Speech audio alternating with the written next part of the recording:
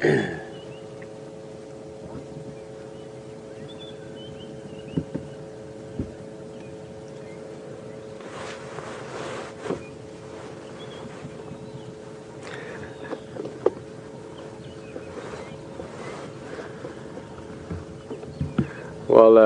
good morning everyone, and welcome to, as you can see, a very, very beautiful morning. Lovely sunrise. It's a beautiful day. Looking forward to it. It's weekend, so I'm hoping you guys are having a good time as well. Even though it might be very late at night for you, tomorrow morning when you wake up, it's going to be the weekend. So thanks for joining us here in Sabi Sands Game Reserve at Djuma. It is exciting day. It's early morning. We're still sort of in that sort of mood that you just experienced looking at the sun. Heard some lions roaring in the distance. We're going to follow up on that if anything's coming from that.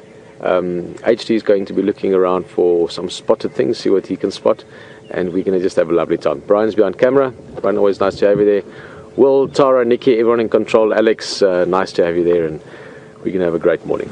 I think that's it for now. I'm not going to say too much, except that it is really stunning. If you look just over my shoulder on this side, and we've got the beautiful sunrise on the one side, and just looking in that direction, you can see down towards the lower lying areas, the valleys. That's actually down towards the Mulwati riverbed. Still got a bit of mist, that sort of early morning, early winter feel. And even though I have no idea yet what we're going to see today, that's the beauty of the morning drives, is you don't know what's there or what's new. I can promise you we're going to be surprised again by something. We've seen that every drive, and it's so much fun and so much a part of the experience of being on safari. So looking forward to it. And I think before we head out, I can actually see just the reflection there. It's beautiful. Let's have one more look at that sunrise. Even in the last minute or two, as we've been saying good morning, you can see it getting not only higher up, but getting clearer as well. I think we're going to have a nice warm day once it all starts warming up.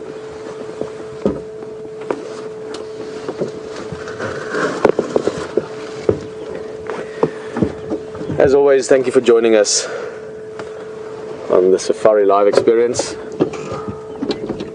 Thank you for joining us with Wild Earth, and thank you for just joining us in the bush on safari. It's one of the greatest things I think there is to do in nature, in wild areas, in wilderness areas, to go around looking for big game and small game, all the surprises and all the things you might see. I love that. So I presume you do too. That's why you're here. If maybe this is one of your first drives, maybe you've never done this before, maybe you bumped into us by chance, I think you're going to like it. If you don't know what to expect, you can expect anything. Let's go see what we can find. You're also welcome to chat with us a little bit, ask questions. Hashtag Safari Live for the Twitter feed. Lots of conversations and questions and things going on there. Or you can just email it straight in, questions@WildEarthTV. But let's look around now. I'm going to just sit back a little bit. As I said, HD is out there as well. He'll say good morning to you shortly. And also Stefan, Scott, Brent, they are out tracking the Bloodhound gang, looking what they can find. And obviously Stefan will be on foot, so maybe there's some excitement there as well today. You never know what's going to happen. Lovely kudu coming up. Hello ladies. One of my favorite antelope. Oops, sorry. Let's go back a little bit. Oh, she's in beautiful condition, this one. In a prime, it's difficult to say exactly once the adults, but this is probably a good 5-year-old, 4-year-old female, or cow as you would call them. Quite a large antelope, one of the larger antelopes, and probably the largest antelope you'll see here in this specific area. She looks like she's been stenciled in this morning. Perfect stripes, very, very healthy condition as well.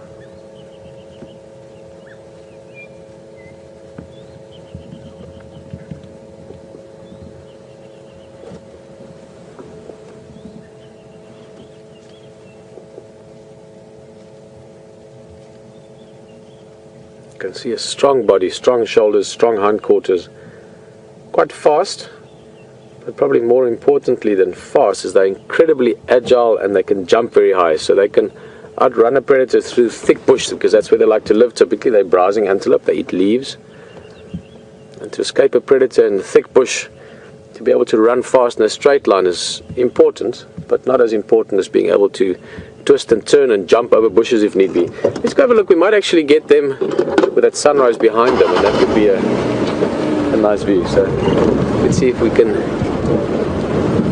get on the other side from them.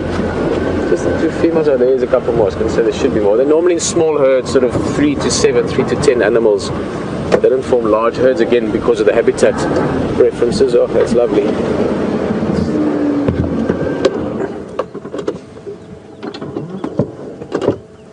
Large ears. You can see when they look up at us.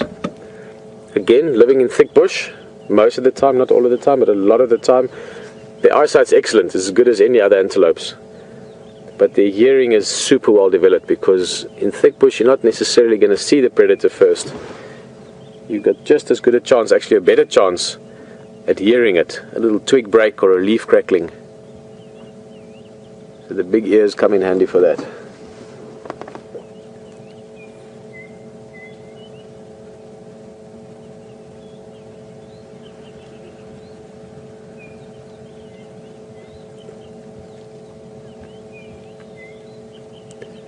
Beautiful bird calls. There's a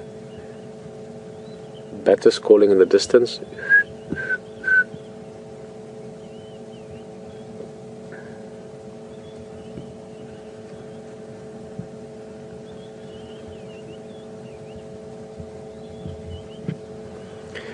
A little bit forward. It's so beautiful. We're sitting here and they're moving slowly through the brush. Those two, as I said, another 2 or 3 further to our left, but you don't hear a thing. It's so quiet.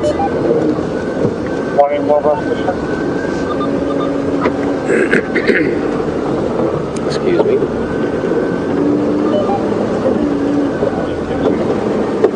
Those mornings where you almost don't want to talk, because you feel like you could interrupt the tranquility around. It's just really peaceful out here.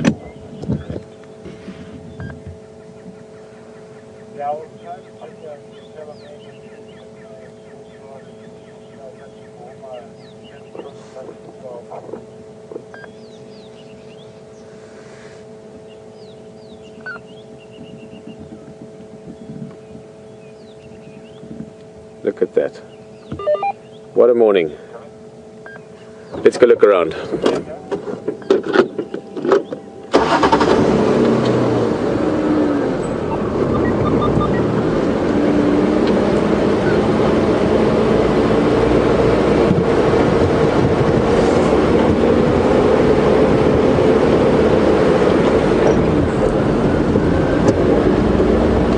I just want to talk to the game drives quickly. I hear Texan's going out there and see which way he's heading. Texan again.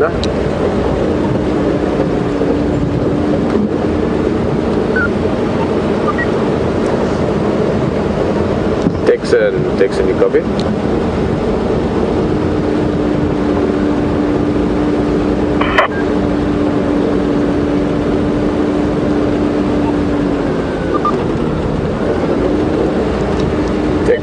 Texan again.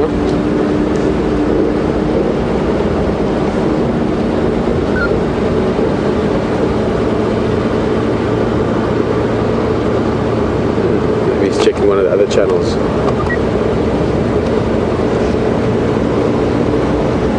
It's always great in the mornings, you know, you've got sort of a whole new canvas. So the road itself, the information, that's the first sort of, oh, that's beautiful. Sorry guys, this is just one of those mornings where there are some great views. Look at that.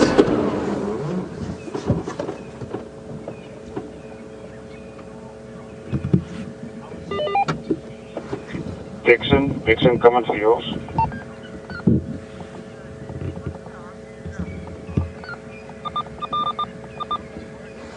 Oh, lovely.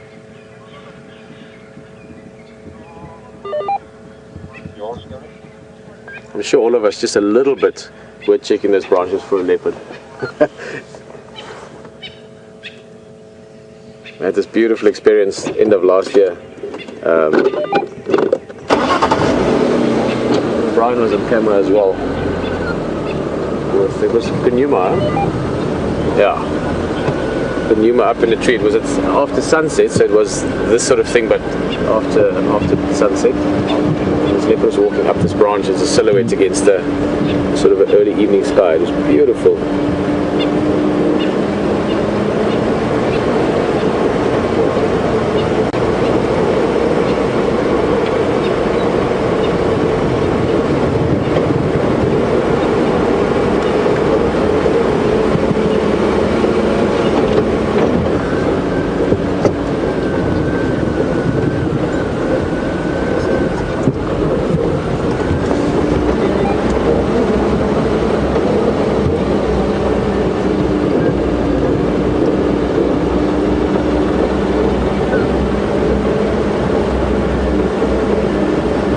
Good morning, Marianne.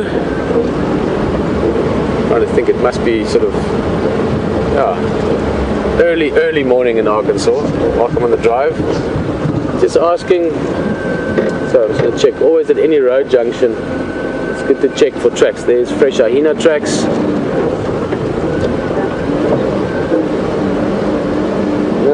No big cats, no leopard, no lion, more hyena, civet.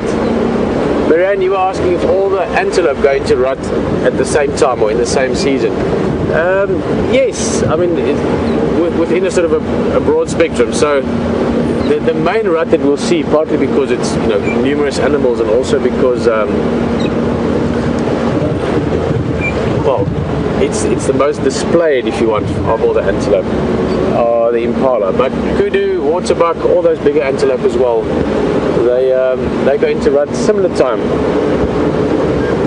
May, June, July. So basically early winter, autumn, and into winter. And then most of the young are born, and the impalas young start being born about November, December. And you find normally the larger antelope a little bit later, yet towards January, February, you start seeing more and more the like kudu youngsters and waterbuck and so forth.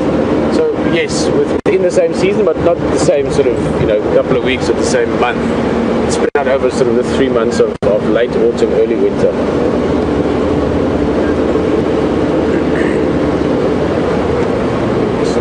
Elite tracks, little breeding herd of elephants that were here last night.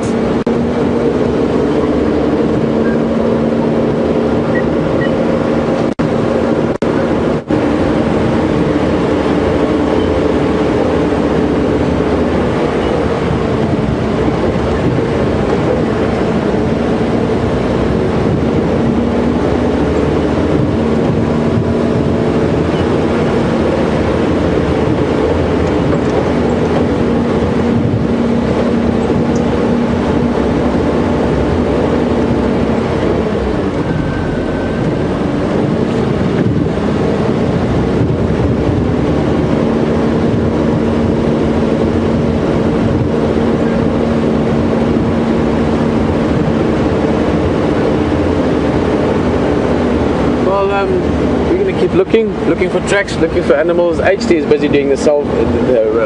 I'll be awake in about 20 minutes, so ask me lots of questions then, by the way. But HT is doing the same thing. He's looking around, and I'd like to say good morning to you, so enjoy it that side, and we'll see you back here in a bit.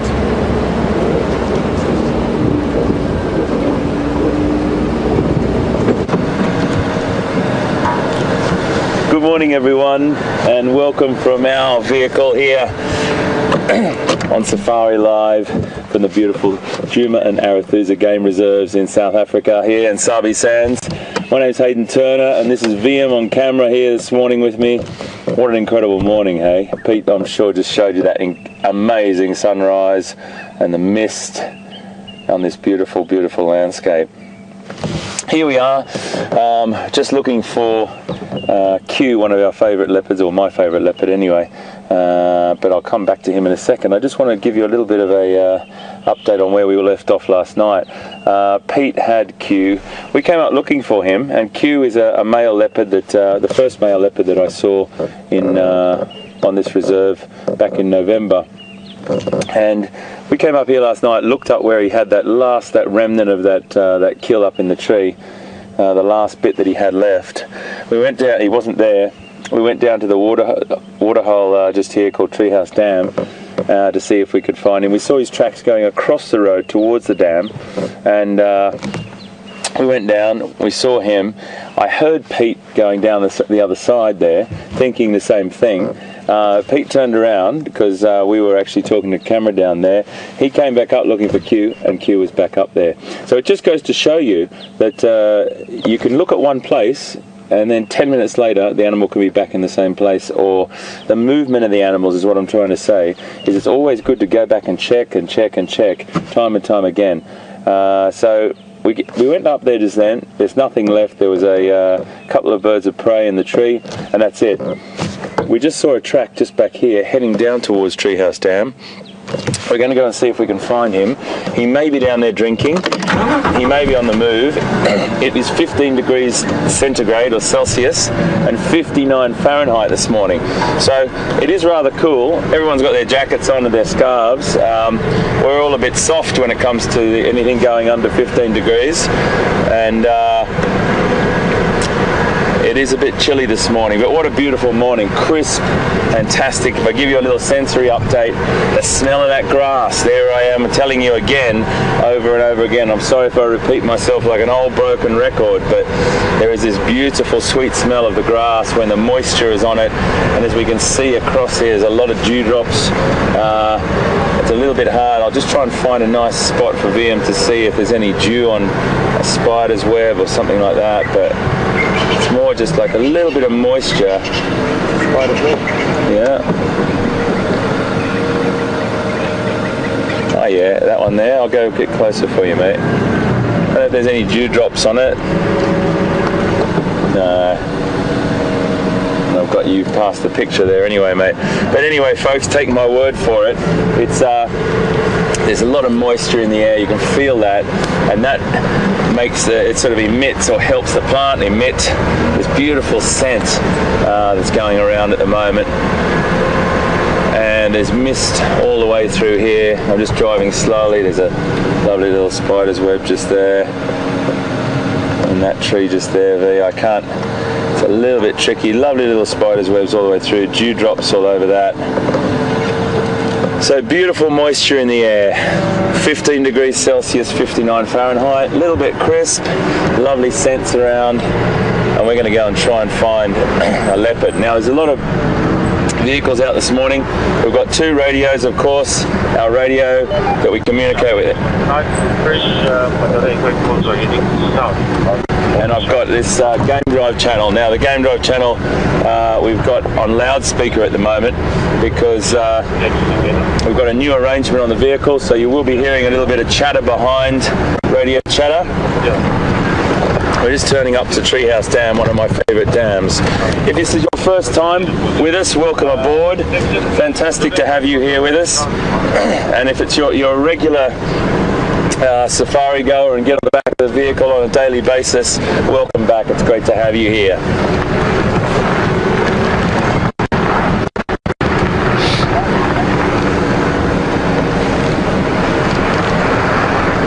Just turning up to this waterhole here, and it's really interesting. Some mornings we see loads of animals here and other mornings we don't, but what we do have in here at the moment is a hippo, and this hippo has been going from dam to dam. I'm just going to pull up on the dam wall, which will give us a better view.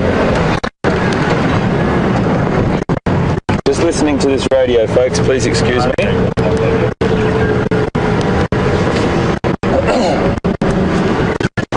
So we used to have that send in our ear. We used to have that information on the Game Drive radio coming through on our earpiece, but now we're listening to it live, so you will hear that chatter.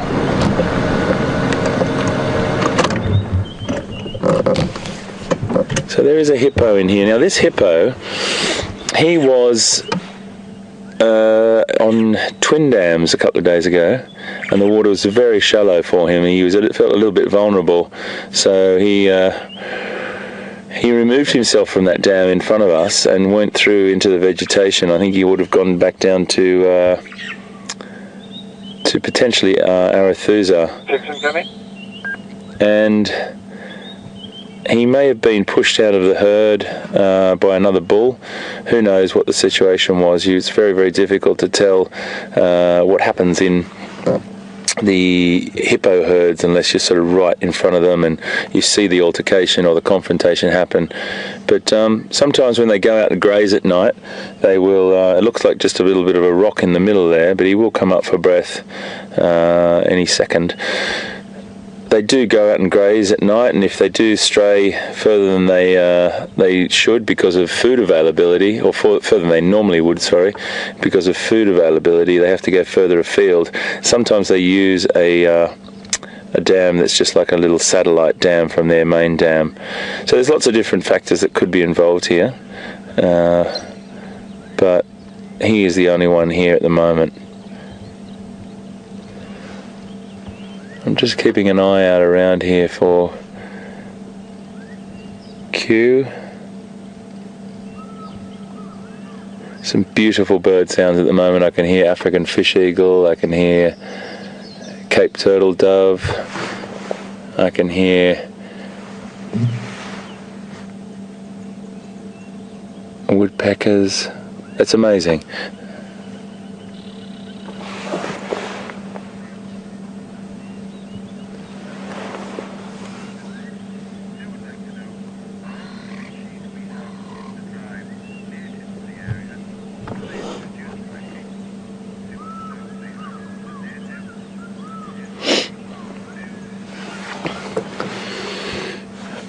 Good morning, Sue in San Diego, or good morning from here anyway. Thank you very, very much for joining us, and thanks for watching on this beautiful morning here in Sabi Sands. So your question is whether all the animals that we view or we have encounters with and these sightings are indigenous or native to the area, or have they been introduced?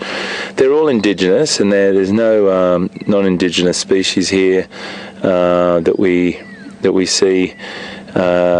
There could be migrant birds that come through, different species that come through from the north or from Europe that are migrating south for the winter, but not at this time of the year because it's actually coming into winter here.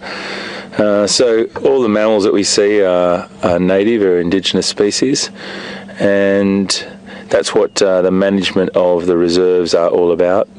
They will make sure that no non-native species come onto the reserve. There are some species of plants that are invasive that have been here for many, many years, but all the animal species are native, Sue. So thank you very much for your question and welcome aboard.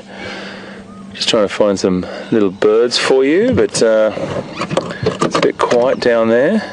Lots of little Cape turtle doves on the other side. They're a little bit far away to see them, but that's another beautiful African sound that we'll play for you on the little app, or our little app on my phone once we see one up a bit closer. Hippo's just stuck his nostrils out there via that fantastic adaptation of being able to submerge themselves completely, and just nearly completely. I just dropped them down. And I think that's as low as he can go. He's at probably the deepest point. But keeping their breath, holding their breath for about sort of 5 to 7 minutes is the regular or average time that they stay underwater.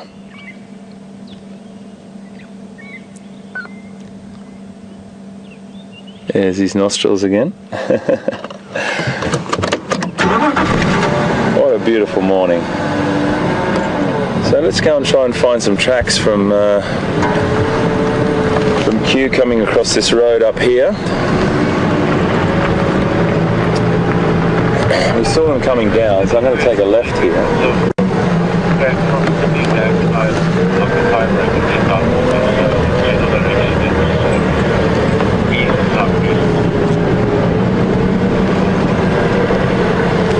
Always keeping our ears to the radio, and if you do have any questions, folks, Pete's probably reminded you already, but you can send questions to questions@WildEarthTV, or you can tweet us at #SafariLive, and we'd be more than happy to answer any questions related to what we're seeing, or even just a general question about anything to do with wildlife, anything to do with VM or myself. the technology, it's absolutely your call. We do have some tracks going down here.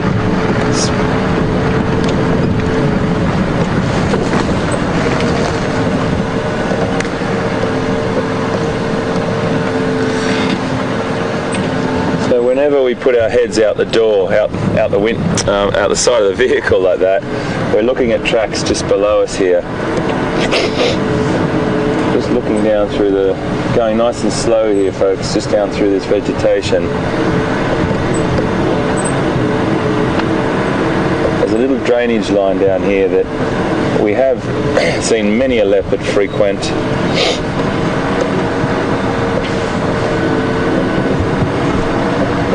This is perfect weather for leopard, beautiful temperature.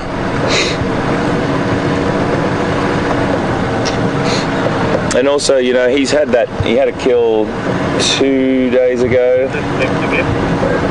nearly 3 days ago. So he probably will be out ready for another bit of a look around, see what's on the menu this morning.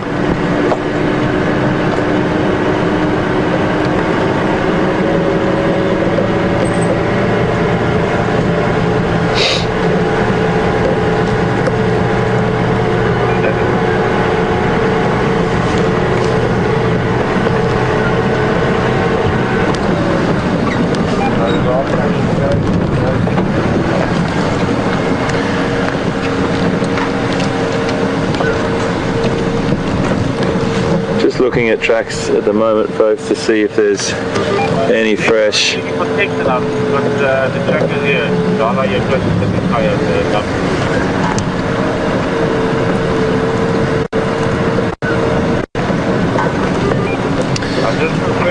wherever you are in the world, folks, I hope you're having a great day. I know 15 degrees Celsius or centigrade is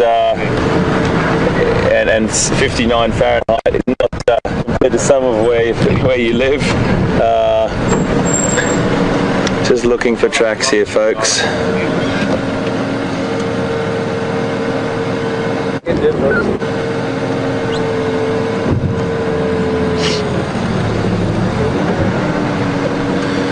So building up that picture of what could have happened last night, where he's moved to, this is what we have to try and do.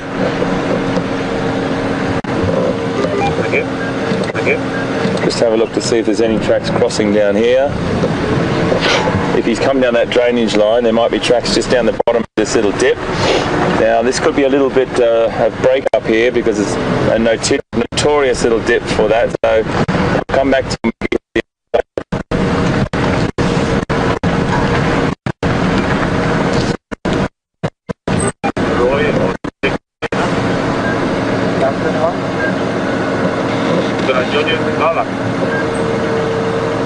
We're still checking around. Drop those funnels here and go to the big guy on main road.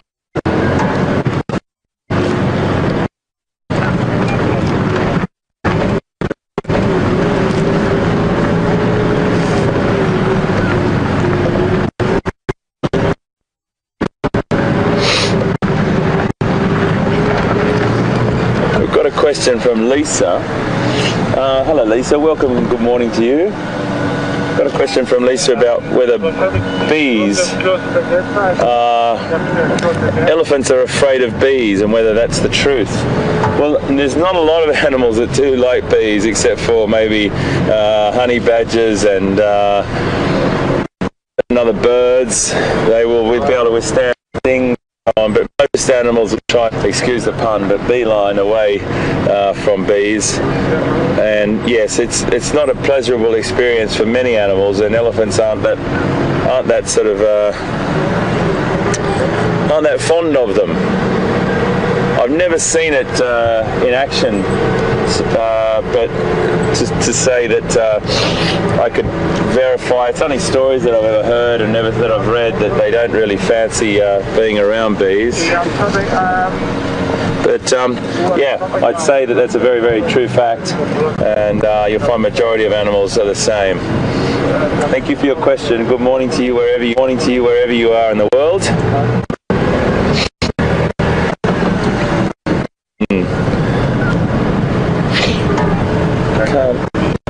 see anything along the road. So we're just going to carry on, and I might actually turn down this road and then come back down another little drainage line area towards Twin Dams, and see, he may have gone through a drainage line to another drainage line, and it can be very elusive.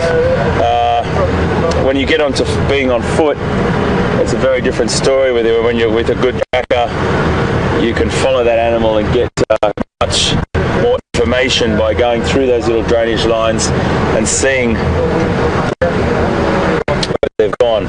If you're unfamiliar with the term, what it is, a drainage line is just another word for a dry riverbed, or an area that water congregates from the land and falls into like a little river or a little gully. Might be another word you might be familiar with. And this time of the year they're pretty dry.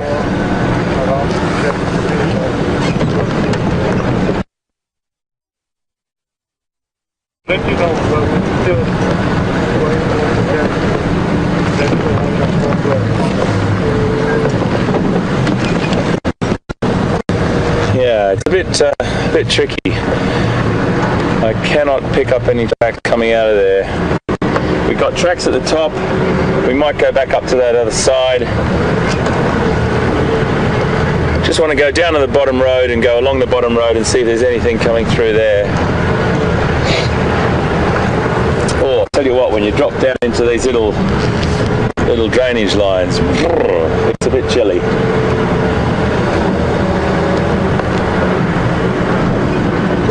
Lovely, lovely Nyala. Hello, my boy. That's a beautiful Nyala bull with that light on him there.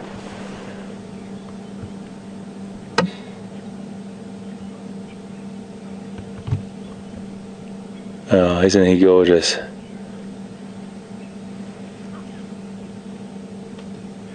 When they're displaying, you can see that white sort of mohawk down the back of his spinal column there.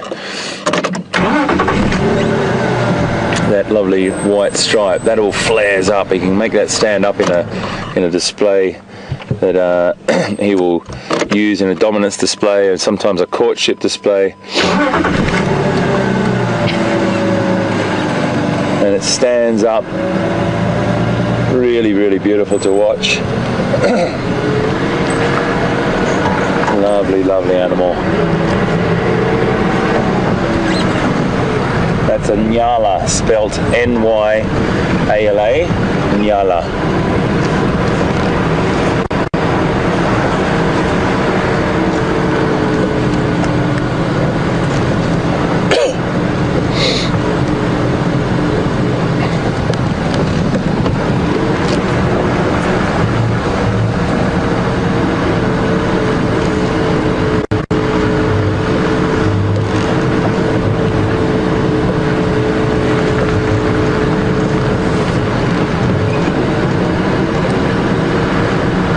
Beautiful, beautiful morning light. Have a look at that mist through there.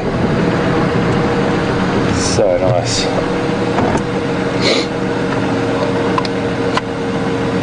Just all starting to burn off slowly, slowly.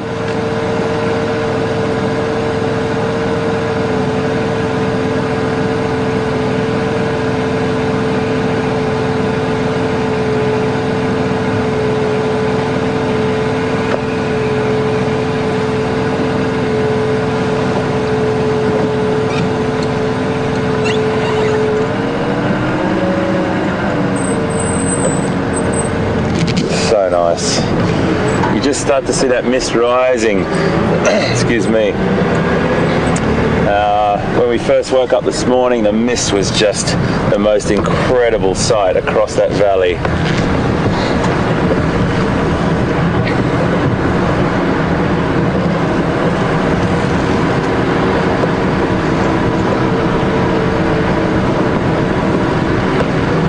So I've got a question from Danny, who's one of our Zoomies in New York. And Danny, thanks for your question. It's a really nice question about hippopotamus. And oh, sorry, from Los Angeles, Danny. My apologies.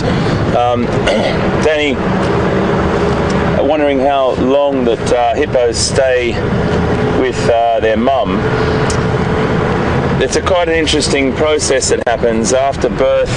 Sometime, majority of the time in the water, Danny, they will stay. The mother will remove themselves from the herd and go and give birth away from the herd, and she can stay away from the herd for anywhere between sort of 10 days to 40 plus days, and it just depends on how confident she is, what the herd structure is like, and she will then start to bring the calf closer to the herd.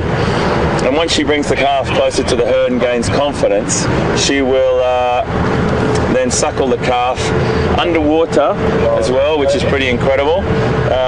Then they will stay with their mother for quite a while. The mother normally weans the calf anywhere between 5 and 8 months, or starts that weaning process. It's normally more towards 8 months. And then they'll start to be more confident. They'll stay with their mum for quite a while, and there's quite a protective sort of time that the mother will still have around that, and looking after the calf up to about a year. And the calf will still stay by the mother's side until that mother has another calf in a coming sort of year and a half, 2 years maybe. Now, that really depends on the social structure of the herd. Sometimes the mothers will put the calves into like a creche situation where they will look after, one female will look after several calves whilst they go off and graze, and they'll rotate that. But again, it really does tend to be dependent on what the social structure is. If there's loads and loads of bulls around, or loads of crocodiles around for that matter, and a high concentration of them, there's a much more protective sort of scenario going on. But if it's very, very relaxed, there's no crocodiles, there's only one bull. Broadsword Ranger. Okie dokie. Well guys, welcome back this side. I was just about to ask them what HT is up to. Just calling control office there, control room surround. Two things, we almost had lions. We were very excited. I had the tracks that were fresh. Trackers were in there.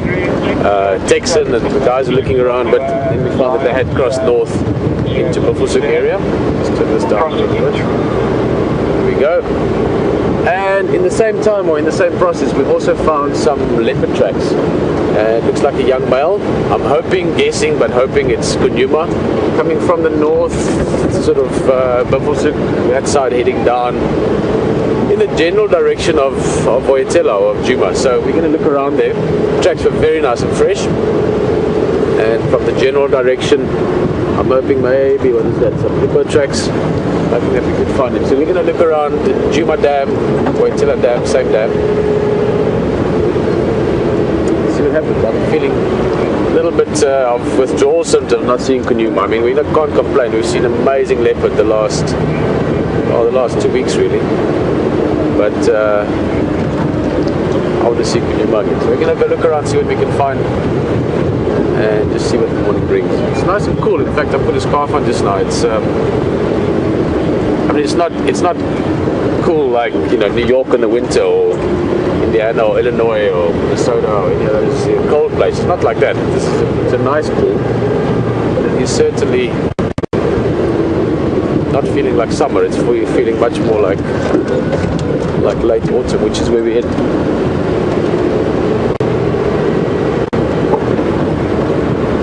Right. So if we can find, guys, if you have any questions, maybe just some general questions, you know, where we are, what is this, what are we doing, kind of thing, or general question about predators. Maybe we've been talking quite a lot about the apex predator behavior. Feel free to ask. So the easiest probably is the Twitter feed, hashtag Safari Live, because there you guys are chatting as well. So sometimes there's questions that you might just want to discuss with other people on the vehicle with you. At a time, if there's a question specific for me or HT, you can just take it through that way as well.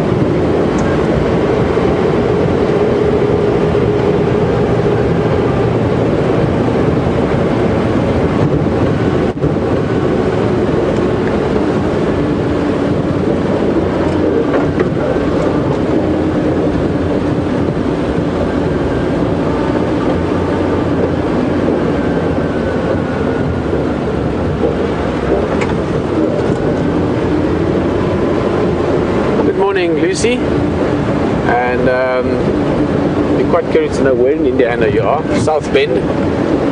Spent quite a bit of time in Indiana way back when, in a tiny little place. It was actually very interesting. It was one of my sort of interesting times in America, in a tiny place called Brazil, Indiana, close to the Illinois border. And I was there at the end of winter. I can tell you some funny stories about cold winters there. But Lucy, you're just asking, when I imitate the animals, do I ever get a response? And well, certainly with birds, you often get great response. Maybe we should try that just now. If we get to the right place, I'll see maybe down towards the waterhole to see how it develops. Maybe we'll stop and we'll call a bit of bird life. We did it the other day, but we're very lucky. We had an amazing response from a pearl-spotted owl, or I guess they call them pearl-spotted owlets these days. So quite often when you're calling birds, you get a response. So what you do is you mimic an owl. Maybe get an owl responding, but even if you don't get the owl responding, you've got lots of little birds, and little cisticulars and lattices, warblers, bulbuls, dongos, lots of little birds that will come to look at, where's this owl? We can hear an owl, we don't like him, we want to chase him away. So that gets a great response.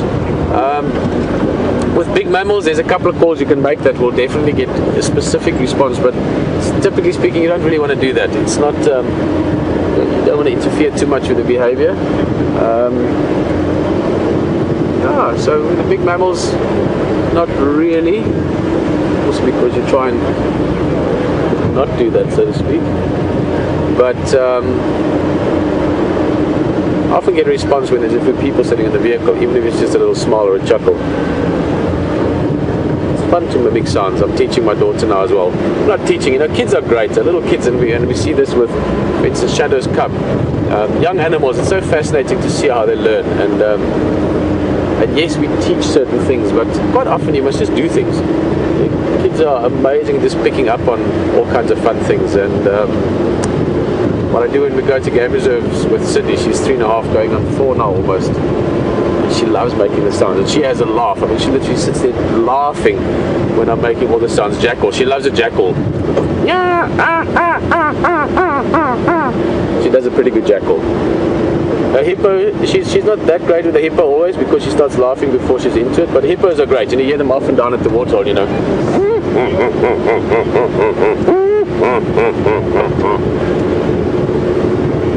does all the different sounds.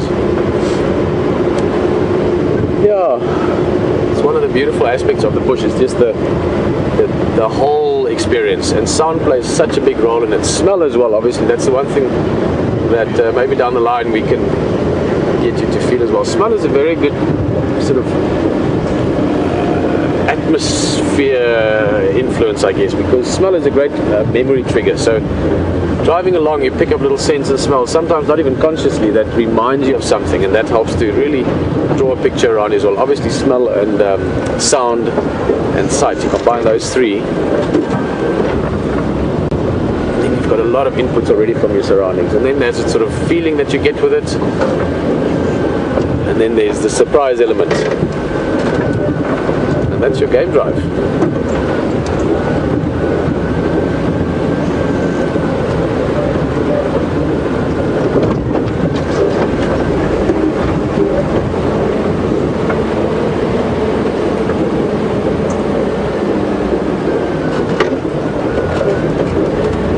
I was saying just now, Lucy, that where you're from, I found it very interesting.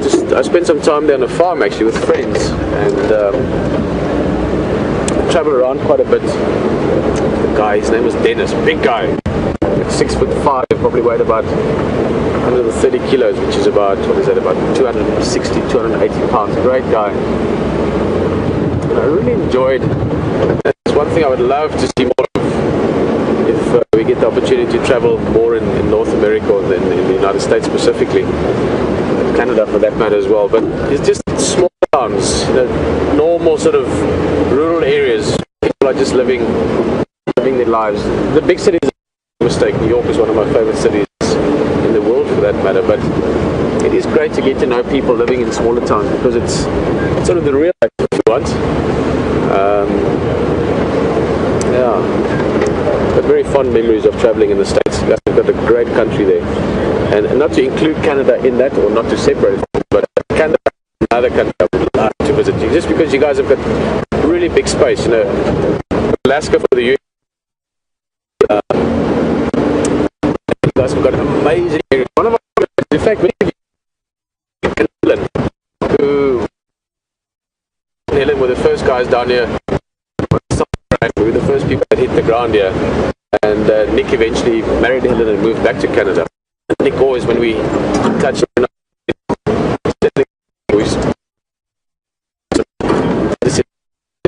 just the lakes, and you guys have got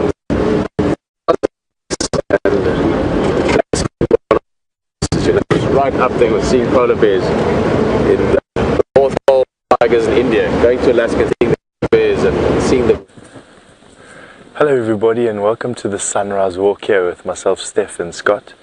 We've literally run into this area to follow up on some impala that are alarm calling again. We had tracks of a male leopard coming in this direction.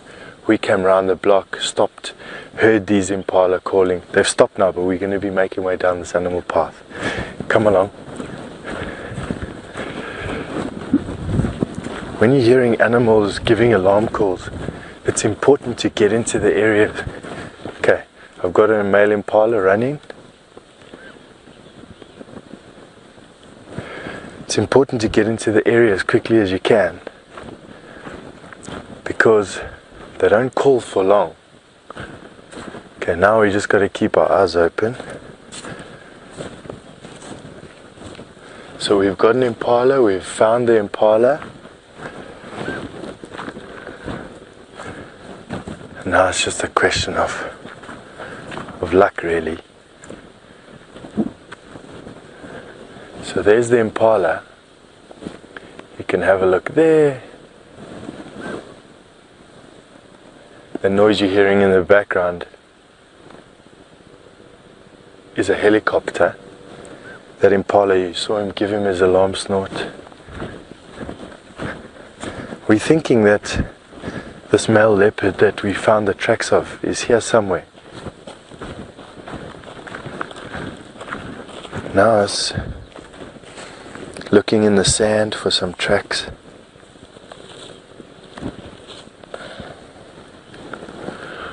For those of you who are new to the show, firstly, a warm welcome.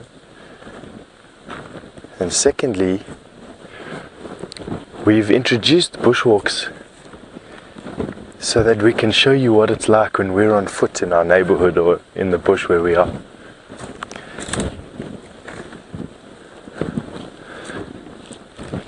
Mobile units that we literally can take anywhere on the reserve.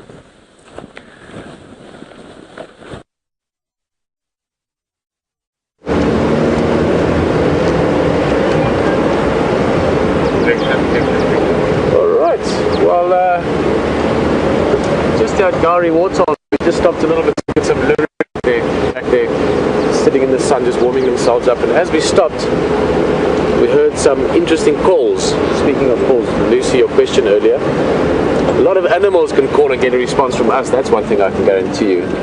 Especially when we're going to try and hear them now this way. There we go.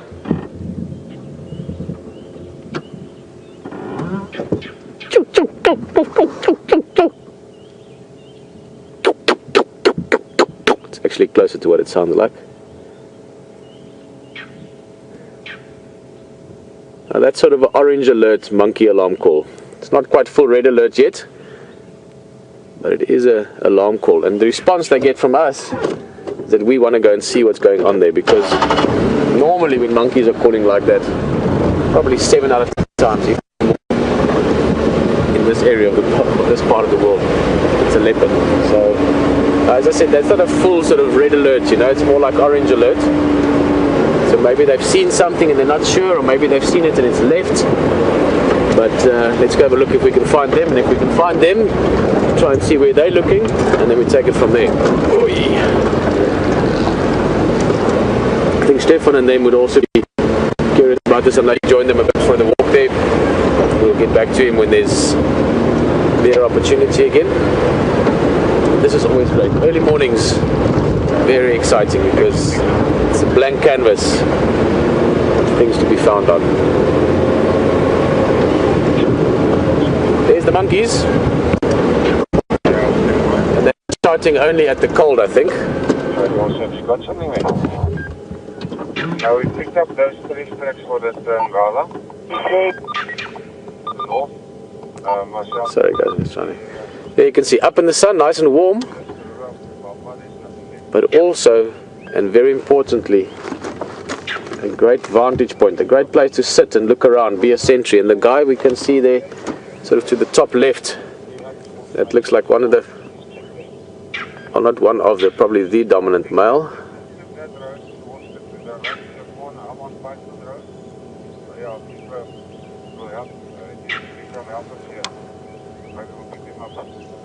Well, let's go in there. There's actually a little track that goes in quite close to where they are.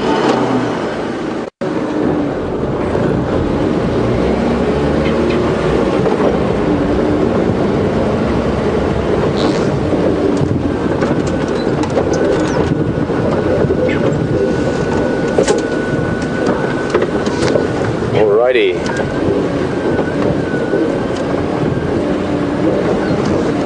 I would have preferred if they were a little bit more sort of into their alarm calls. You know, a red alert is great because you know that they're seeing the leopard. This is more like they have seen one, or they are concerned that they saw one but they're not seeing it now, kind of thing.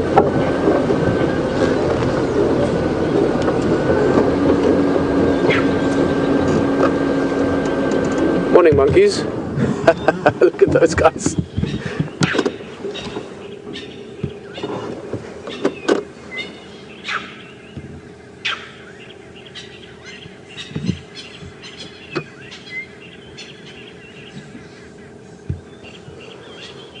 Nice long tails as well. We talked about it quite a few times with the leopard yesterday, how those tails are important sort of counterweights or balancing tools. These guys are obviously very, very adapted to the trees. Baboons that we get here as well are much larger, and they're actually more adapted to savanna life, to being on the ground. They climb trees, they sleep in trees, but they are on the ground a lot. Monkeys, you will see them on the ground sometimes foraging for something to eat, but they're happiest, most comfortable when they're in the trees rather than even close to them. So this is normally where you spot them. And in the winter you're going to see them like this sometimes, just catching the sunlight.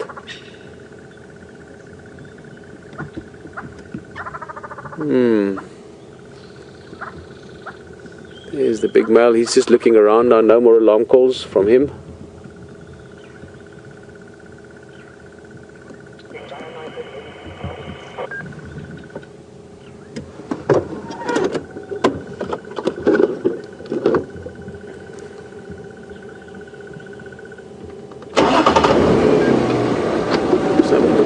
Right here, give an idea where we are. We're right on what we call a drainage line, sort of riverbed system.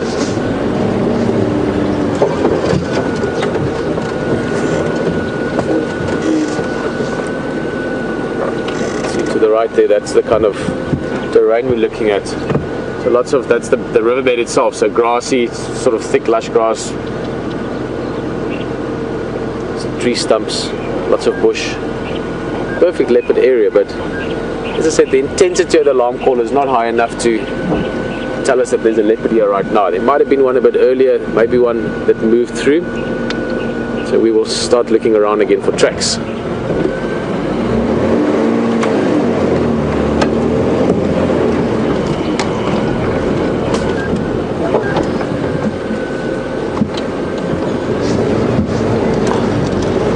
Go back to the waterhole once more, just double check, and then we'll come and drive down the riverbed. Or maybe down towards Giraffe Tip. That's actually not a bad idea.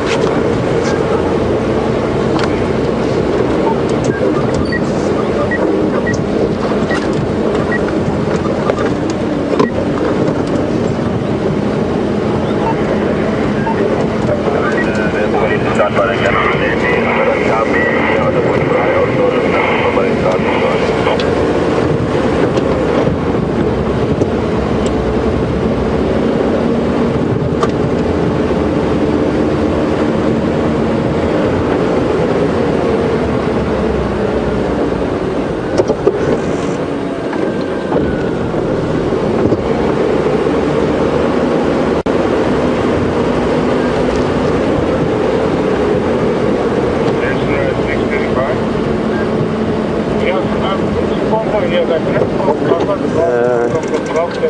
a log.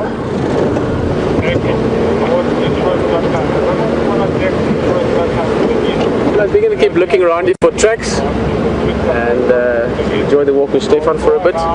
See you back here soon.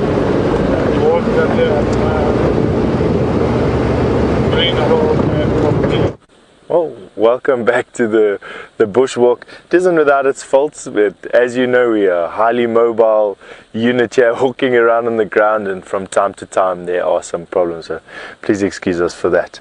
But we've run into the bush following up on some alarm calls that Impala was making after finding some tracks of a male leopard earlier this morning.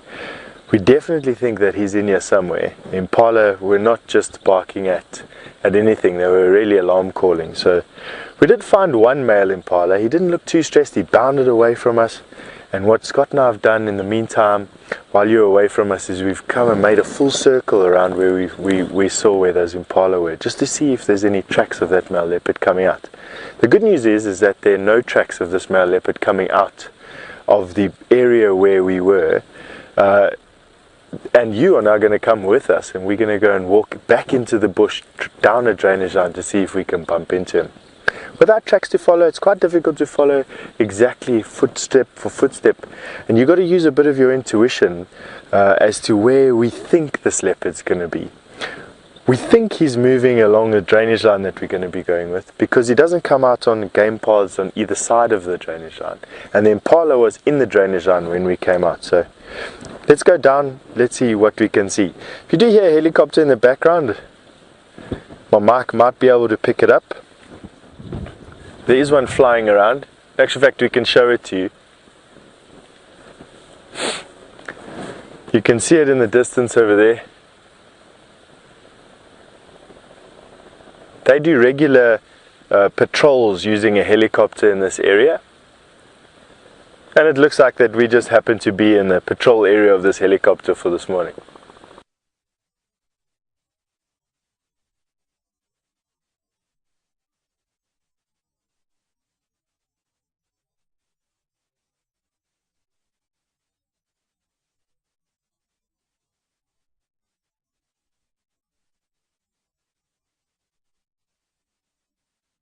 Our leopard is in. Leopard, they like to walk on game paths, but they're not necessarily confined to them.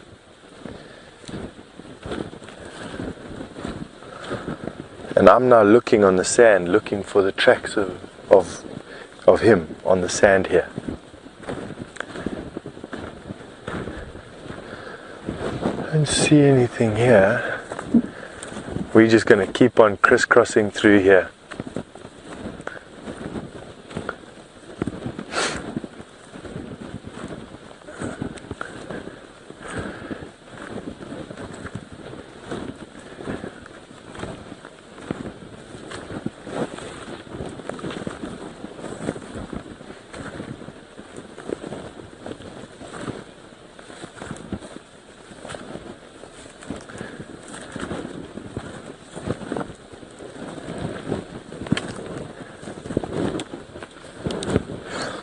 Sorry, could you just repeat that?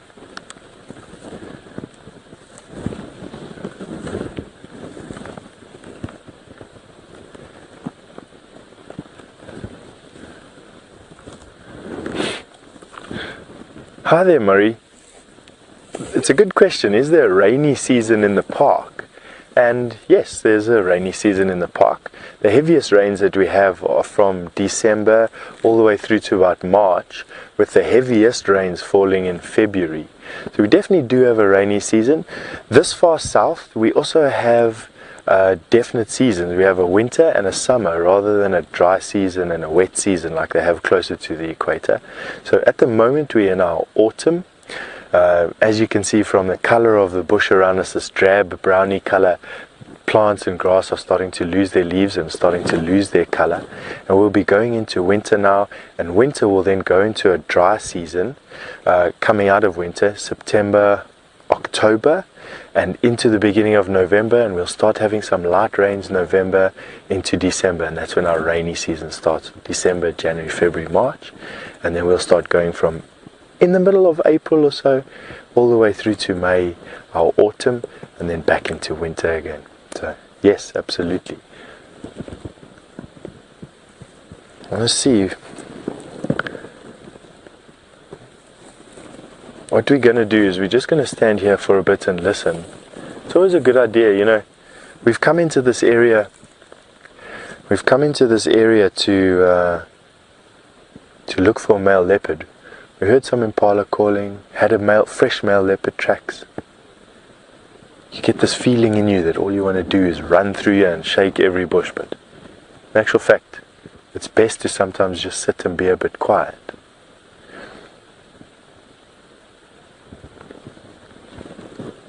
I'm just going to test the wind direction. It's my Scott sock. One of the Scott socks that are filled with some ash. It's blowing into our faces, which is good. I don't hear any more disturbances where we are at the moment. Leopard have a tendency when they disturb animals like an impala, they'll stop and they'll rest for a while. They're just like us, they don't just want to bombshell into a place. They'll never be able to catch anything if they weren't stealthy, and as you'd know, leopard are one of the stealthiest cats out there. Let's carry on going. We're going to follow this little depression and we're going to see what we can pull out of the bush for you.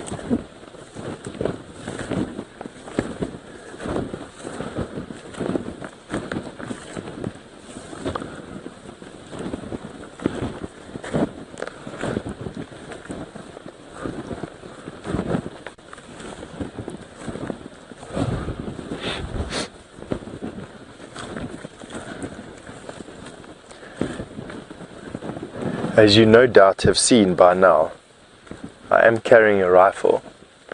It's policy in this reserve for rangers to carry rifles when we're far away from vehicles or when we're far away from lodges. Scott and I are definitely far away from both. And generally it's just a piece of safety equipment very similar to a seatbelt or an airbag in a car where, you know, you hope you never have to use it, but you're thankful that it's there when you do.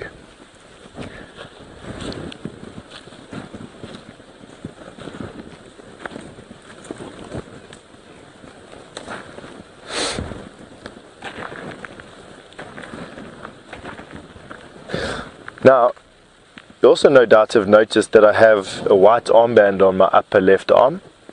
And that is for that helicopter that we saw a little bit earlier. It's for them to distinguish me at a distance. I'm a registered trails guide for this area, so I'm legally allowed to be in this area on foot carrying a weapon. It's just one of the security measures that we take in a reserve like this. As you're well aware of, all over the world right now, rhino poaching is on a recent high. And this is just one of the security measures that we take to distinguish myself from a poacher or two anti-poaching teams that are in the area. Myself and Scott, just to let you know how we do our job.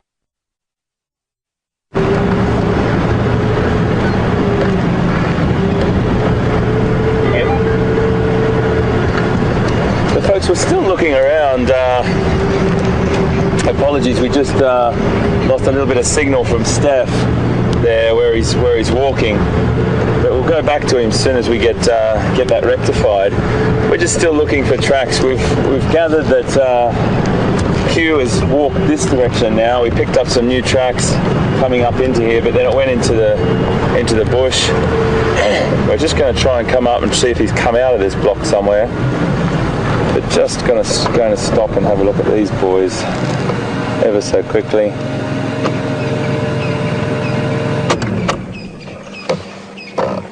In that beautiful light that we've got. Small bachelor group with an adult male and a couple of juveniles. Dixon. Roya? I got another Mkonzo here. for my daughter. And a couple of little red-billed oxpeckers riding on the back. So it's not always the big animals that they have to ride on. They'll ride on anything they can possibly hitch a ride on and get as many parasites as they possibly can. And that's what they feed on. You can see that they've got incredible ability to hang on animals' hair on their backs there. There was a little, there's another one just there.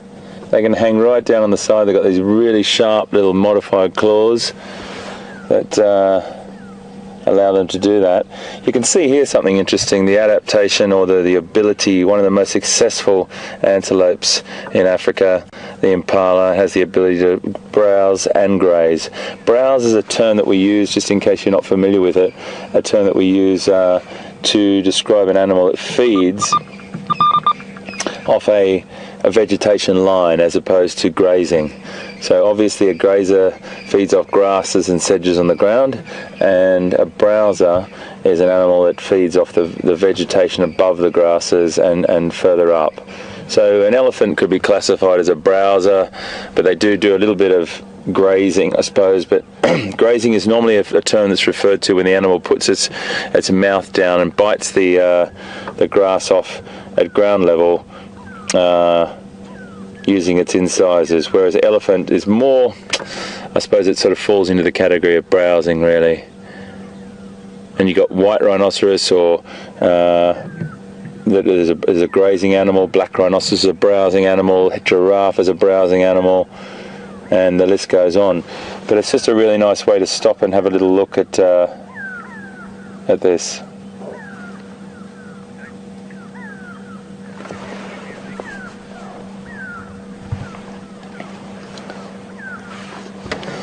So folks, this is the advantage of having 3 different cameras out. We can chop and change if we lose a bit of signal. We're going to cross back to Steph. I think he's onto something.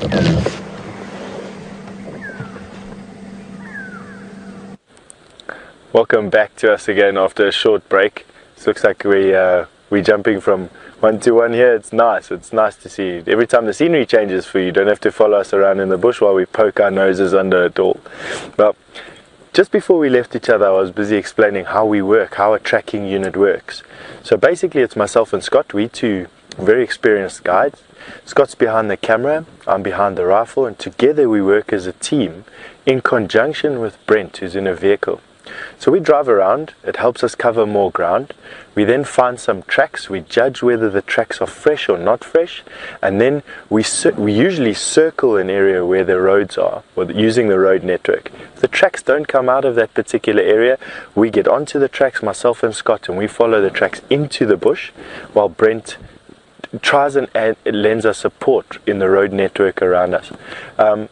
So we can be up to a couple of miles away from Brent at any given time, but we are in radio contact with one another. So we do take safety very seriously out here. Even though we're in the middle of the bush, safety is our primary concern, but we definitely are alone. There's nothing around us at the moment. We are standing in the middle, and right now while I'm busy speaking to you, I can actually hear animals giving an alarm call.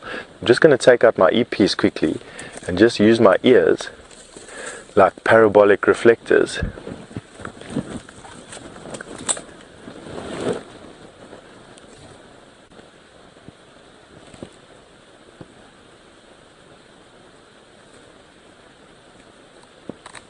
Now this time of the year it's quite difficult to actually distinguish between male impala rutting and alarm calling. Now, I know you might be thinking that my ears are big enough already. What could I possibly be getting from cupping them? But you'd be surprised how well this works.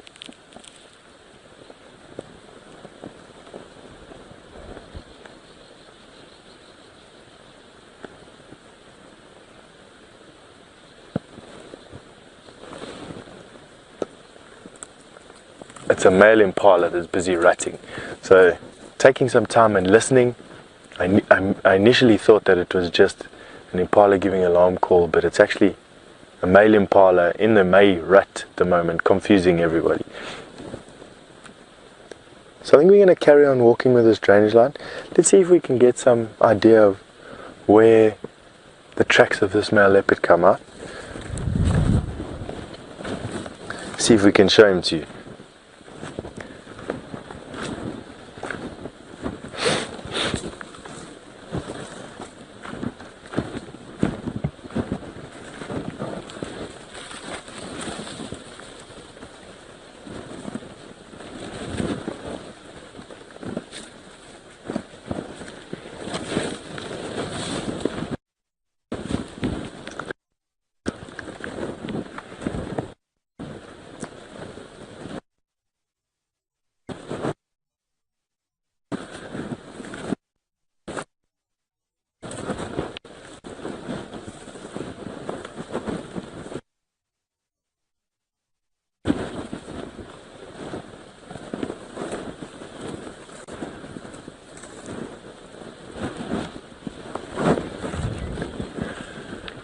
Stand on this termite mound to listen to the bush around us. And while doing that, I'd like to answer a question from Raisa. Raisa, I'm glad that you were watching the show yesterday and you got to see Scott and I found that beautiful python, and you'd like to know why I called her a female. It's a good question, that, because snakes you can't actually positively sex until you use a probe. You have to probe a cloaca. That's a common urogenital opening. You probe it with a rod. I don't do that to snakes, and I'm also not gifted enough to do it to snakes. We didn't do that to her yesterday, but female snakes are much bigger than male snakes when they get to that size. So very difficult when they're small, but that python was of a size where I said in my mind, have I ever seen a python anywhere, even in a zoo exhibit, a male python that's been that size? And no, she was definitely a prime example of a python. And although it's a bit of a guess, it's an educated guess. I hope that answers your question. So not conclusively did I know she was a female, I just took it as a guess based on her size and her age. So we're taking some time now just to listen. We've walked up this termite mound. We have a bit of an elevated position here. Let's see if Scott can get into a position where he can actually show you how high above the bush we are and how fantastic these vantage points can be.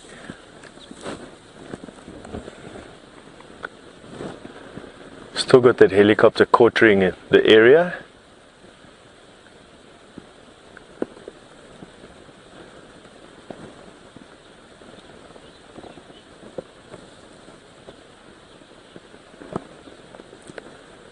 Bush around us is once again dead quiet. Not too much of a problem. Doesn't say that there's nothing here, it just means that we haven't found anything. Okay, what I think we're going to do is we're going to carry on walking down this drainage line. We're going to keep on checking the game paths that are crossing this drainage line for any tracks of this leopard. And then what we're going to do is we're going to re-loop around the area and have a look.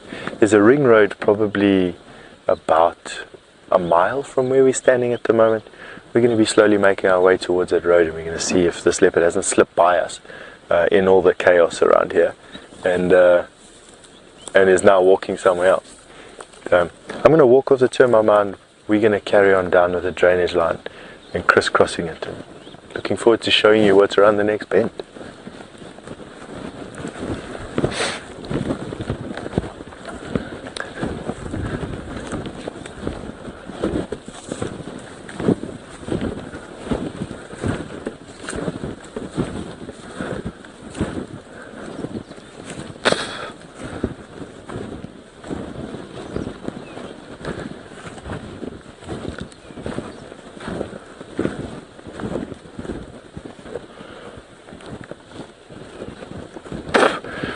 I have to show you this because I have absolutely no way of explaining it. Looking forward to it.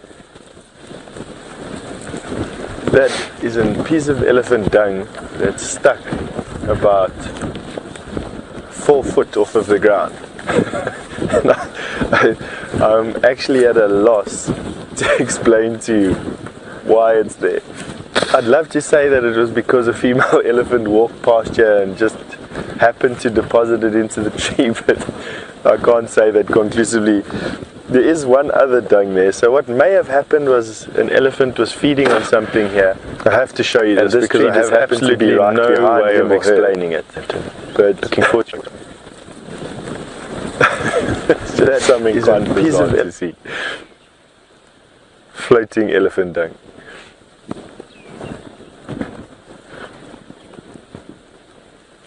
For those of you interested in trees, this is a Natal guari, or the genus Euclea.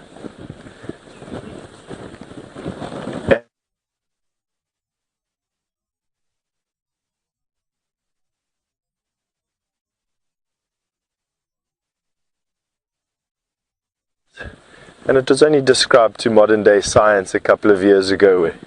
They now actually make medicine from that tree, or from compounds that are in that tree. Okay, so I'm on one of these game paths again that are crossing this drainage line we're walking on. I'm now just carefully looking to see if I can see any tracks of this leopard. Just see some zebra tracks, that's about it. Watch that aerial, but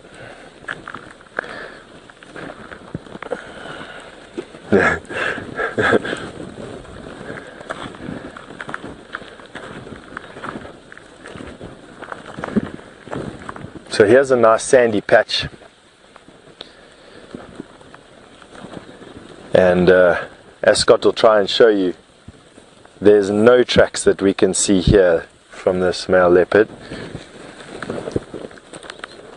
So we just have some zebra and bird tracks from a francolin, some zebra tracks, and an old impala track. So that's about that.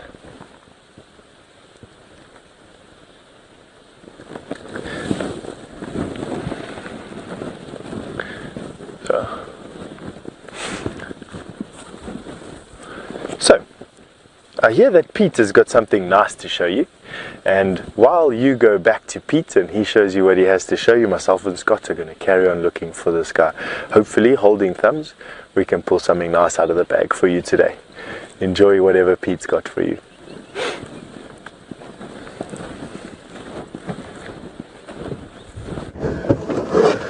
Well, guys, I don't have to point out too much there, but you can see there's a big elephant in the road.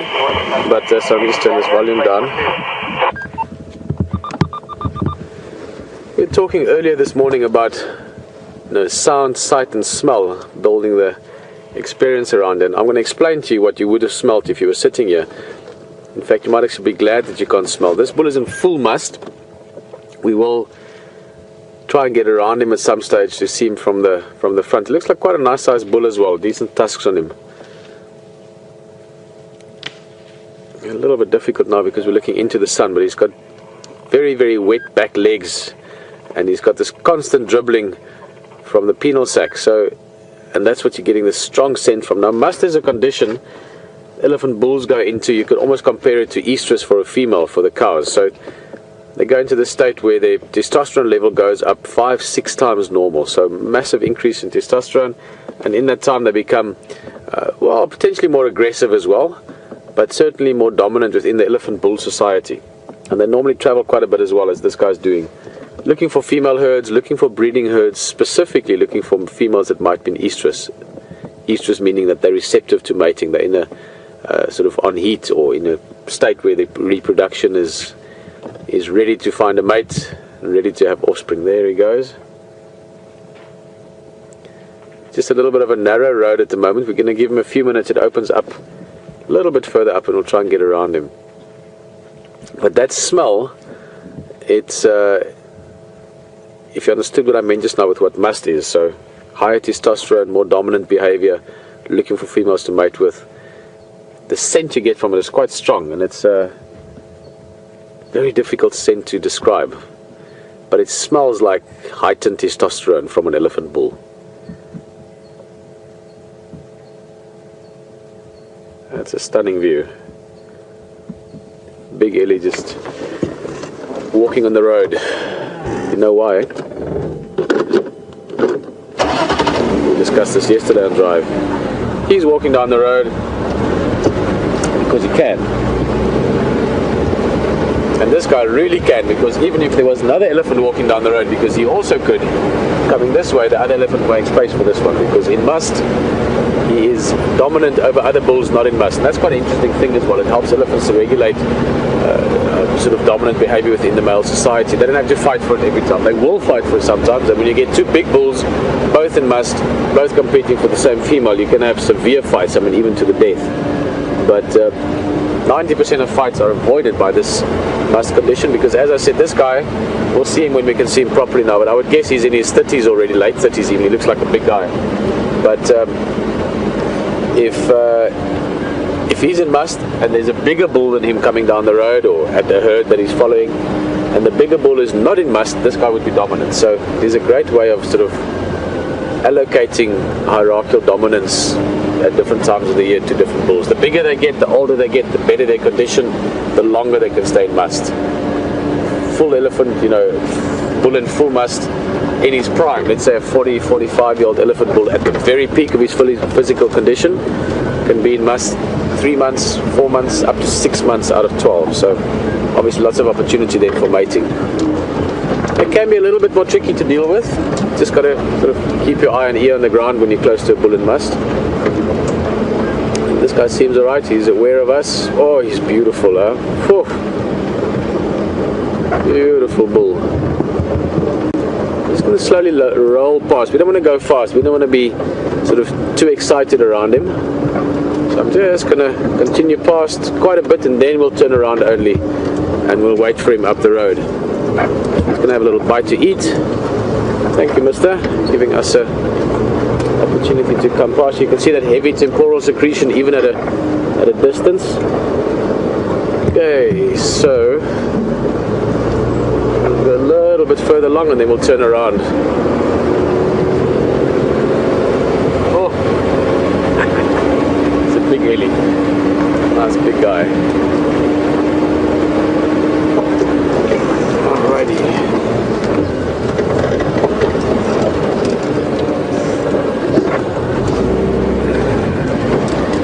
Heading straight east along the road here. Beautiful lighting, guys. I'm just going to give him a bit of space first. Again, we just have to communicate our intentions clearly to him. So he knows we're not here to challenge him. We're not going to sort of question his dominance at the moment.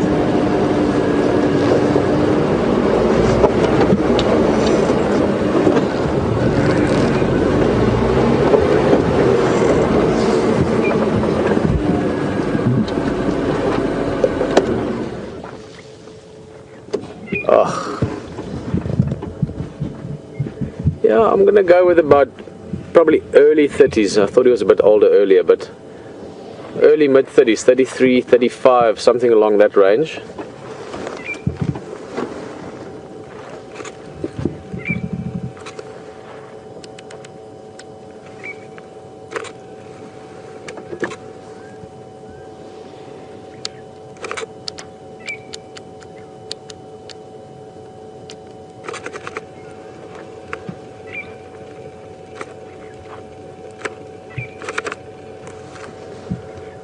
Hello Jeffrey, you're asking if I've ever seen elephant mating. I have. I can't remember. I haven't seen it many times, 2 or 3 times that I've seen, you know, proper mating behavior. It's not something you see typically every day. Quite a lot of interesting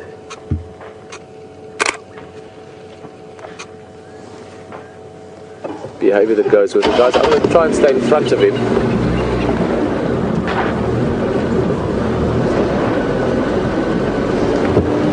As I said, we just have to give him indication of our intentions. I'm going to go a little bit up the road and then we'll sit there and wait for him again. There's a lot of ritualistic behavior almost, or behavior itself that's very interesting around the mating, other than the mating itself. It's not something that just happens. A female and estrus would normally give it quite a bit of time before she allows a bull to mate with her.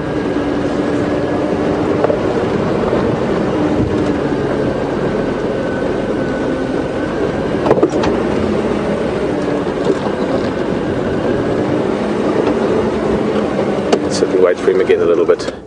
He's just walking up the road.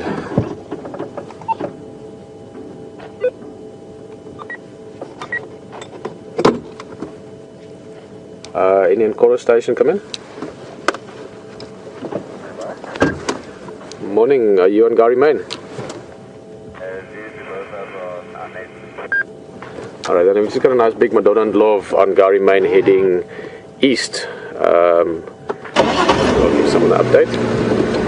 Oh guys, just look at him. Beautiful.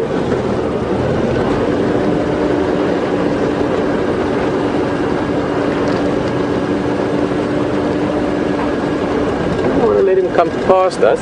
Let's see what he feels like about that. What he feels like, yeah, what he feels like relative to us sitting on the side here. Nice and quiet. You can see those temporal secretions, ears wide open. Oh, he's impressive.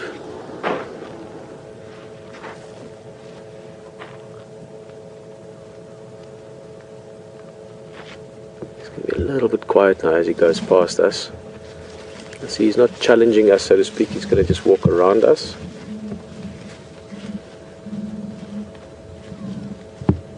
Stunning bull. Quite tall at the shoulder. He's not a massively bulky elephant, but he's quite a tall elephant. I would guess him around 3.6 at the shoulder, 3.6 meters. Exactly what that is in foot, can't tell you now, but we're looking at about 11 foot probably at the shoulder, maybe a little bit less, 10.5 feet at the shoulder. He's going to push over that tree and let's go see what he's doing.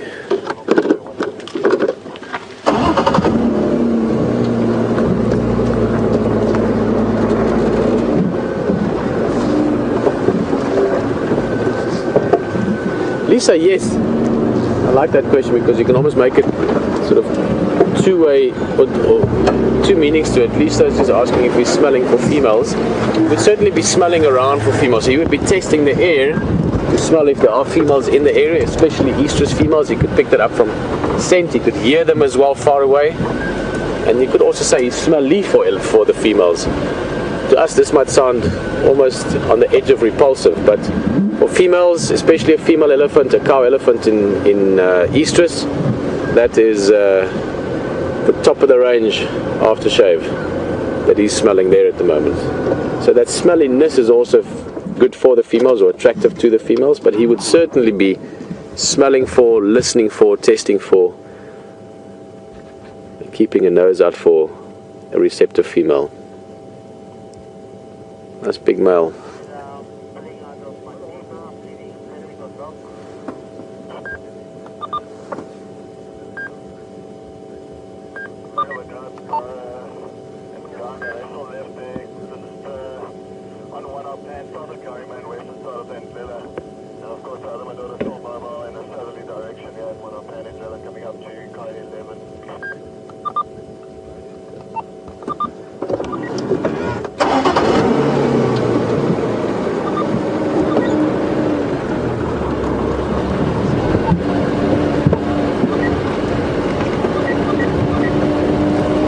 It's a quick morning here.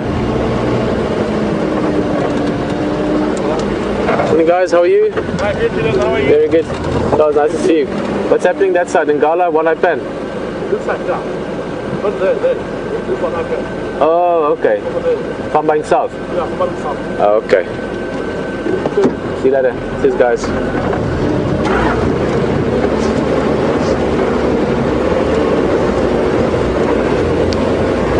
Right, just some news further abroad than we can go. It's further towards the east and south of us, Cheetah Plain Lodge, that direction. They've got some lion, but not lions that we can see, unfortunately. But still good to know who's who, you know, who's aware and who's doing what. Because lions there might mean the Kanumas might come in this side, you know. So the more pieces on the board you can understand, the easier it is to figure out what the others might do. Well, beautiful morning, looking around for things still. We had some alarm calls earlier, nothing showed up from that. But we do know that monkeys are fun to watch. A bit of monkey business goes a long way. So enjoy it, and we'll see you back here just now.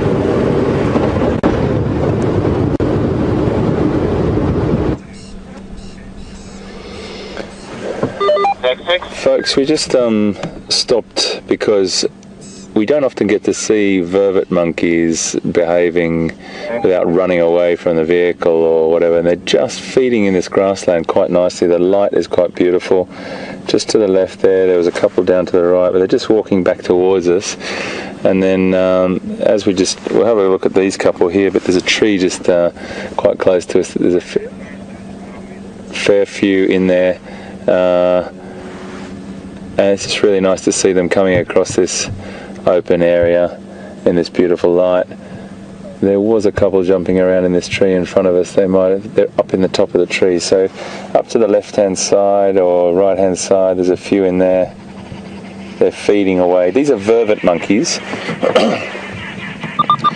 And I'm sure, I think Pete mentioned them to you earlier this morning.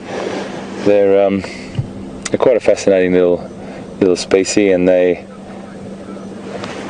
a couple just there silhouetted, which is a little bit tricky to film up high in that tree, but that's a nice shot of a mother and young.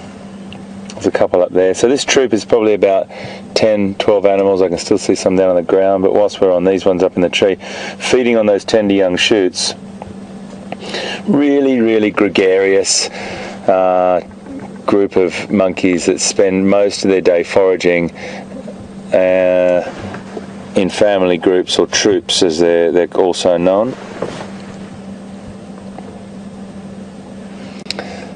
The lovely shot right at the top there, incredible balance that they have, just picking those tender young shoots off.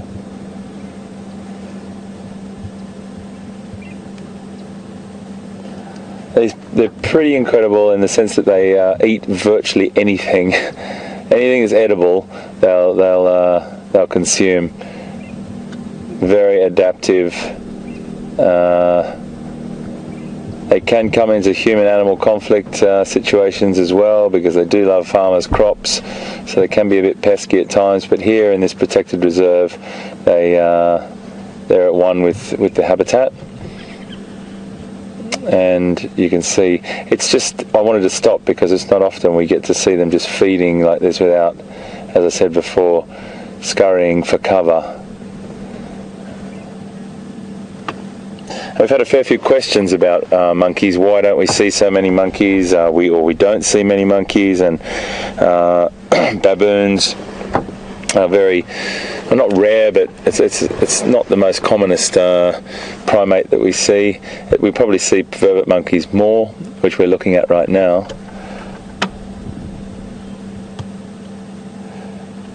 And when I was in a zoo, same situation. I looked after small monkeys a lot. They're fascinating little creatures, and great social structure. Really fascinating creatures to watch. Now, a big male, it's actually a bit deceiving when you get close to a vervet monkey male. They're a lot bigger than they look. From afar, they get up to about 7 kilograms, which is what, about 15, 16, 17, probably about 17, 18 pounds. And the females are a little bit lighter, probably about 5 pounds roughly underneath that, about 2 kilos less.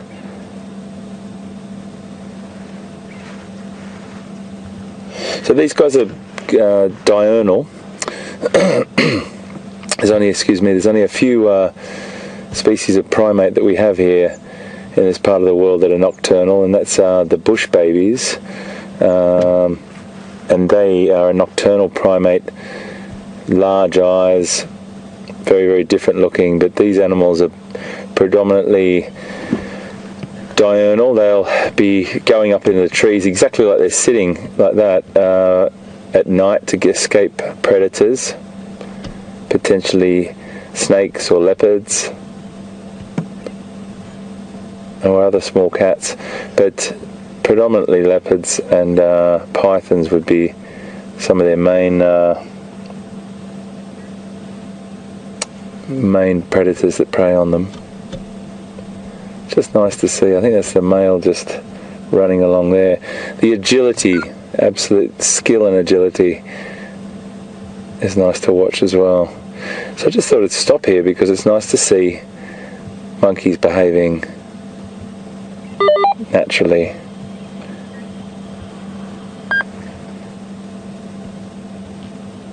They've got a really incredible stutter, sort of a stutter, not a bark, but a stutter vocalization that they will vocalize when they see a predator particularly. So it's a good sign for us. If the monkeys are going off, there's a good sign that there's a predator around, and we will go towards those monkeys. So reading a little bit more of that that script from the bush, or the bush giving you signs and signals of what's going on, and all those things you put into that toolbox for yourself to use when you're trying to find predators.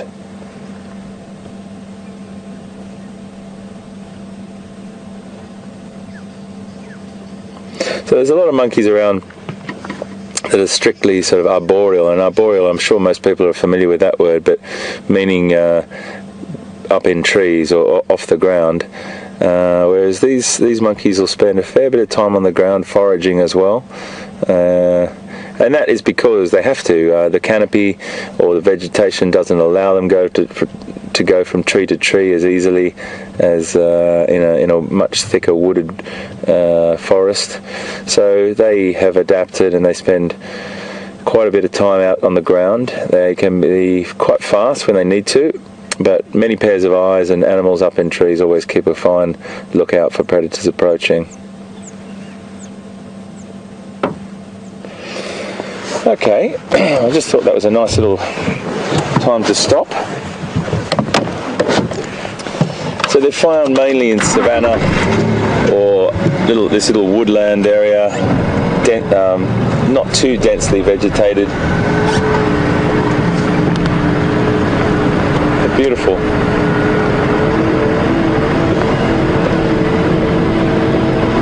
Seeing if we can get a little bit closer here, VM, before they take off. I think they're quite comfortable with us now.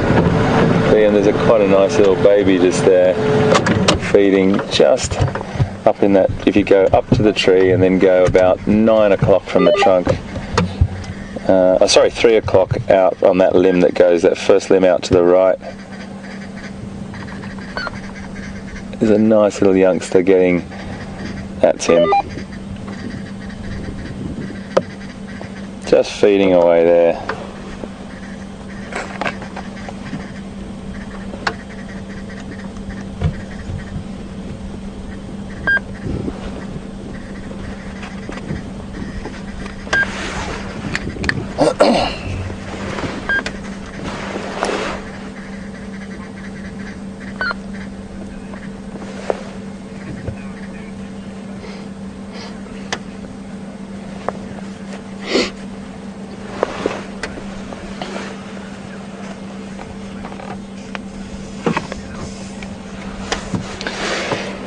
Good morning, Bill. Good morning from Djuma and Arethusa and Safari Live. And Bill, you're in Wisconsin, and you like to know whether different species of monkeys mingle as they work together or live together, and do they interbreed? The answer to that is definitely no. They definitely don't interbreed, but you may have baboons potentially feeding or foraging along the savanna or open grassland with a troop of vervet monkeys close by, Bill. So that does happen. I've seen that several times all over different parts of Africa. You've got, if you go up into Uganda and equatorial Africa, you start to get different species of monkeys cohabitating the forest together because there's many more species. Let me just move up a little bit for VM. Give him a better shot here. This little baby is quite beautiful. There you go, my boy.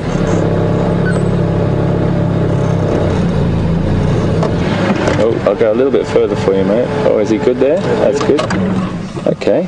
These are very comfortable with us this morning, folks. I seem to be the man that's gone on to small mammals. We've got our little dwarf mongoose yesterday and our monkeys today, so it really is great to see that you know, you can find fascinating animals all throughout the bush. It doesn't just have to be all our big cats, which we do love. Of course we do. We go out on a mission to find our cats and our predators, but these things are definitely worth stopping at because they have a major role as well in the ecosystem and the habitats that we're in. So Bill, to answer your question properly, they don't interbreed. What they do is cohabitate sometimes. In where we are, you'll find baboons potentially feeding alongside vervets, but they'll keep an eye on each other. They won't go too close to each other. And then up in equatorial Africa, you get a greater concentration of species where you get apes and monkeys. Okay, did you hear that? That was a little vocalization. I'm not sure whether it was a male chasing a female or it was it didn't sound like a war alarm call. This little one up in right in our frame now would be scurrying for cover back to his mama if that was the case.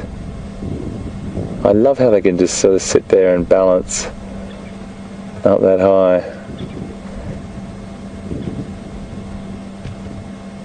Really great creatures. So Bill, thanks for your question.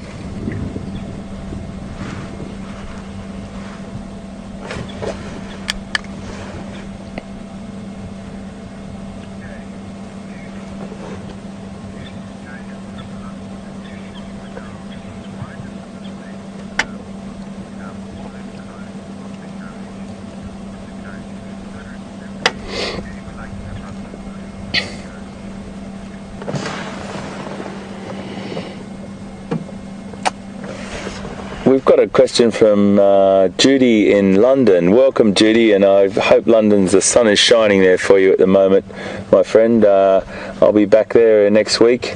It's where I'm based. And your question is a great one, Judy. I've skirted around this question because I was wondering if someone would ask. Right, okay, let's get straight to the point. Vervet monkeys have an incredibly, your question actually is, why do they have such a bright blue undercarriage? So folks, I'm sure we can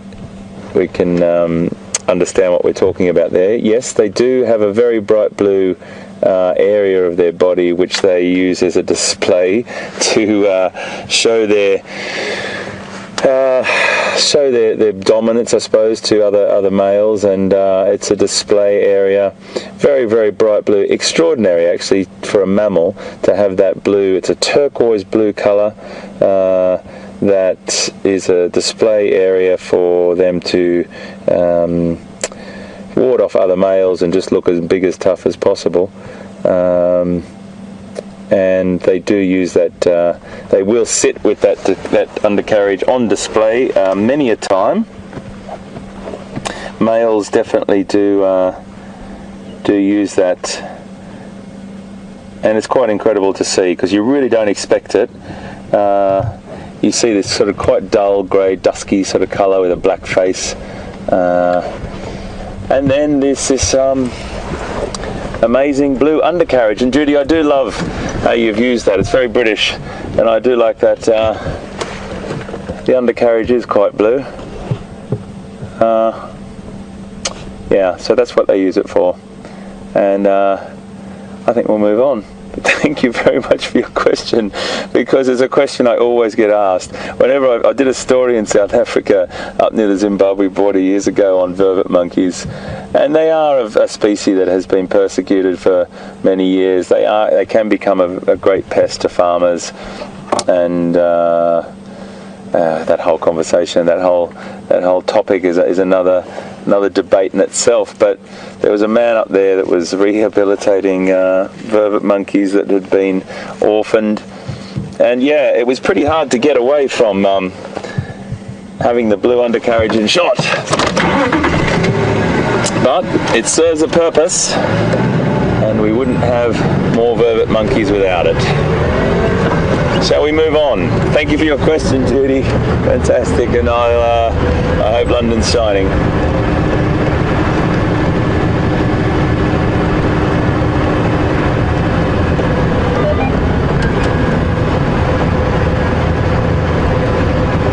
So this is the area we saw Mvula in the other day. I just want to go around this block and see if there's anything about. There's been a lot of people looking for line this morning. I've heard on the radio, very, very tricky. They can't find them. I'm not sure if they have found them. I know Steph was on leopard earlier as well. Everyone's out looking this morning. And you know what, with so many fantastic people, particularly our bloodhound gang, Steph, Scotty and Brent, that's my little name for them anyway, because they're incredible guys, incredible trackers. Something will turn up at some point. And Pete's also great, he's looking out there.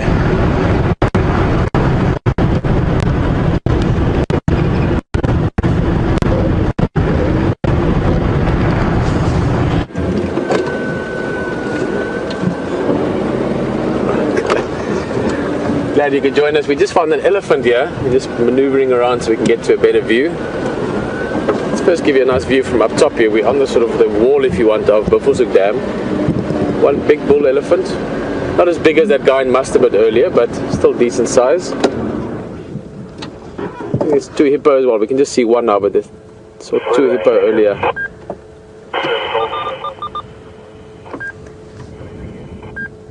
There you can see two heads.